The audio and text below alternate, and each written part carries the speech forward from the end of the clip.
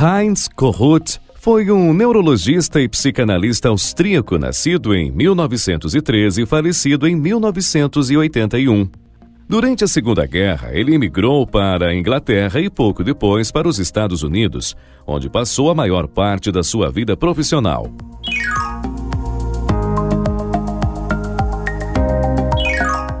Em 1971, Kohut substituiu o ego da teoria freudiana pelo conceito de self em seu livro A Análise do Self.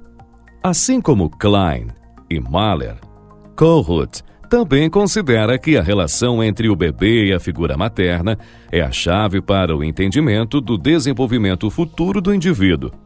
É a partir dessa relação que o self, ou seja, o universo psicológico do indivíduo, evolui de uma imagem vaga e indiferenciada para uma identidade individual clara e precisa.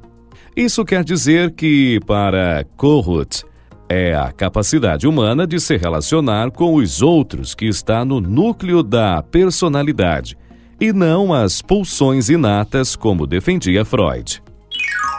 O bebê precisa que a figura materna satisfaça tanto suas necessidades físicas, como a nutrição e o sono, quanto suas necessidades psicológicas, como o desejo por atenção e carinho.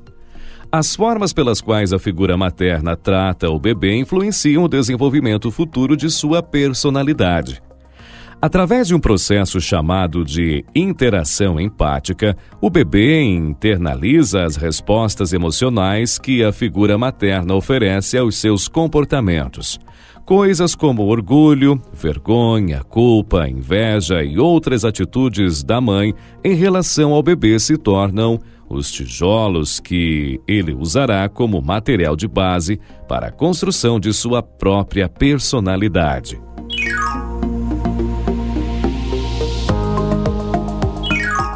O self é o centro do universo psicológico do indivíduo. Ele unifica e dá consistência às experiências da pessoa no mundo, permanecendo relativamente estável ao longo do tempo.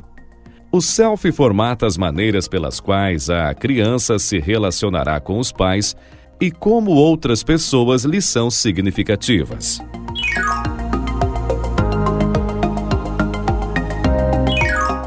Os bebês, segundo Kohut, são naturalmente narcisistas.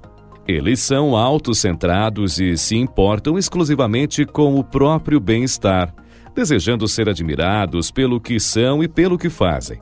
O self do bebê cristaliza-se em torno de duas necessidades: a necessidade de exibição e a necessidade de construir uma imagem idealizada dos pais.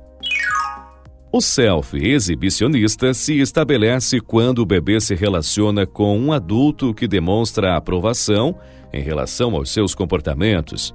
Então, o bebê forma uma autoimagem inicial a partir de mensagens como: se os outros me acham perfeito, então eu sou perfeito.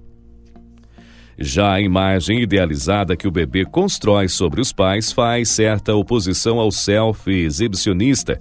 Afinal, se os pais também são perfeitos, isso significa que o bebê não é o único ser perfeito.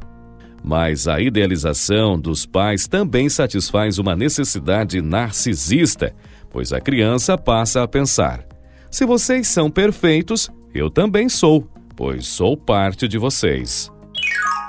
Mas o self exibicionista e a imagem idealizada dos pais devem se modificar na medida em que a criança se desenvolve.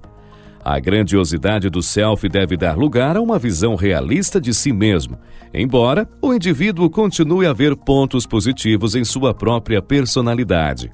A imagem idealizada dos pais, por sua vez, deve também se transformar em uma imagem realista.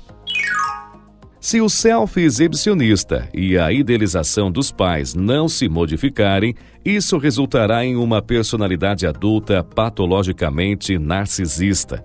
O indivíduo permanecerá autocentrado e verá o resto do mundo como uma audiência que deve admirá-lo.